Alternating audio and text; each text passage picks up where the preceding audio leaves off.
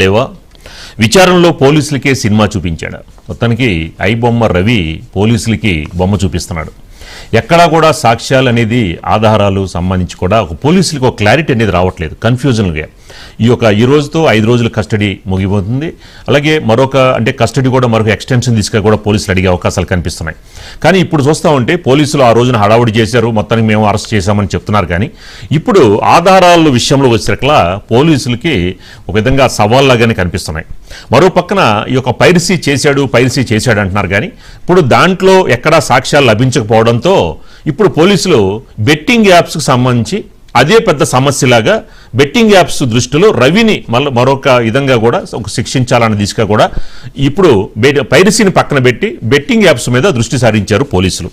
ఇందులో ముఖ్యంగా betting apps వల్ల కుటుంబాలు చాలా సర్వనాశనం అయిపోయాయి అన్న అంశాలు బేస్ చేసుకుని కూడా అదే పెద్ద సమస్య అన్నట్లుగా బెట్టింగ్ యాప్స్కి సంబంధించి పోలీసులు దృష్టి పెట్టినట్టు తెలుస్తోంది. మనం ఏదైతే ఈ ఐబొమ్మ రవికి సంబంధించి అతను ఎక్కువ కాలం అరెస్ట్ చేసే అవకాశాలు కూడా ఉండవు. అతని యొక్క కేసు అనేది కూడా తేలిపోయేలాగా కనిపిస్తోంది. ఇక మనకి ఇదే అంశానికి సంబంధించి మనకి మరింత ఇన్ఫర్మేషన్ మా స్పెషల్ కరెస్పాండెంట్ దుర్గేష్ అందిస్తారు. దుర్గేష్, ఏంటి ఐబొమ్మ రవి కేసు పెద్దగా ముందుకు వెళ్ళేలా కనబట్లేదు, ఎక్కువ రోజులు అరెస్ట్లో ఉంచేలా కనబట్లేదు, బయటకు వచ్చే అవకాశాలు కనిపిస్తున్నాయి. ఏంటి కేసు తేలిపోయే విధంగా ఉండడంలో ఏంటి పోలీసుల వైఫల్యం అంటారా, లేక రవి యొక్క తెలివితేటలు అనుకోవచ్చు అంటారా?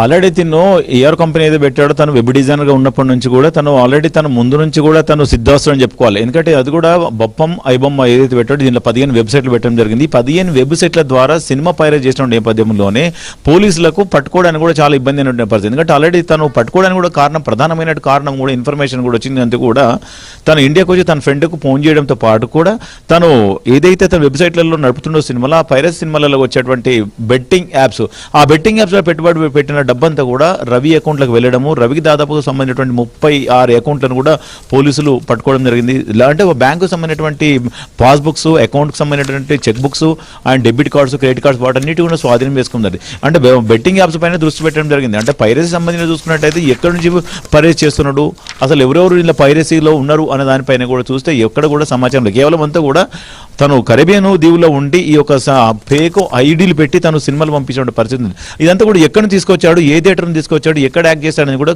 క్లారిటీ కనుక లేదు. ఎందుకంటే దాని ఫేక్ ఐడీలు పెట్టి తీసుకొచ్చాడు కనుక పోలీసులు దాని పక్కన పెడితే కేవలం ఇదంతా కూడా తెలంగాణ రాష్ట్ర ప్రభుత్వం సీరియస్గా తీసుకున్నది కూడా అంతా కూడా బెట్టింగ్ యాప్స్. ఈ బెట్టింగ్ యాప్స్లో డబ్బులు పెట్టుబడి పెట్టి ఆశపడి ఆశకి వెళ్ళినటువంటి పరిస్థితులు కూడా చాలా మంది కూడా అప్పుల పాలయ్యి ఆత్మహత్యలకు పాల్పడ్డ నేపథ్యంలో కుటుంబాలు కూడా చిన్న భిన్నమైనటువంటి పరిస్థితి మనం చూసాము. అందుకే తెలంగాణ రాష్ట్ర ప్రభుత్వం పోలీసులు కూడా బెట్టింగ్ యాప్స్ పైన సీరియస్గా తీసుకోవడం. బెట్టింగ్ యాప్స్ లకు ప్రమోట్ చేసినటువంటి సినిమా స్టార్స్ కానివ్వండి, హీరోలు కానివ్వండి, యూట్యూబర్స్ కానివ్వండి, ప్రమోట్ చేసిన వారి పైన కేసులు నమోదైనాయి. ఇదంతా కనుక చూస్తే బెట్టింగ్ యాప్స్ పైన ఎక్కువగా దృష్టి పెట్టినని కూడా చెప్పుకోవచ్చు. మళ్ళీ 5 కేసులు ఉన్నాయి కనుక పీటీ వారెంట్ వల్ల తీసుకొచ్చి విచారిస్తామని చెప్పేసి పోలీసులు చెప్తున్నారు. Sitaramaraju. Right, thank you Durgesh. So ఇవి ఇవాల్టి